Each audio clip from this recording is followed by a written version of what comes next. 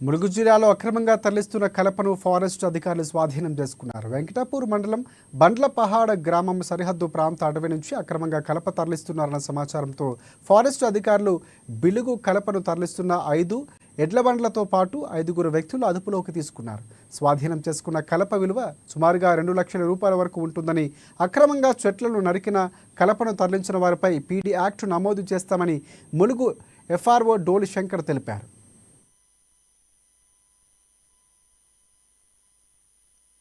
తరలిస్తున్నారు అనే సమాచారం మేరకు అక్కడ కాపు కాస్తే అక్కడికి ఈరోజు తెల్లవారుజామున 5 ఎడ్ల బండ్లు మాకు వచ్చి కనబడ్డాయి. వాటిని చూస్తే దాని మొత్తం బిల్లుడుతో సంబంధించిన కర్రలు దిమ్మలన్నీ ఉన్నాయి. వాటిని వాళ్ళని ఎక్కడికి తీసుకొస్తున్నారంటే భూపాలపల్లి ఫారెస్ట్ నుంచి తీసుకొస్తామని చెప్పారు.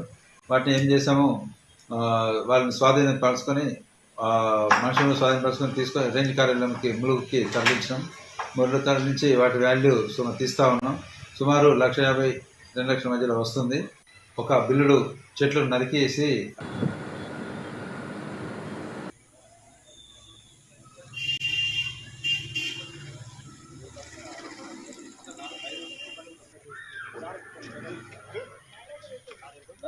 రేంజ్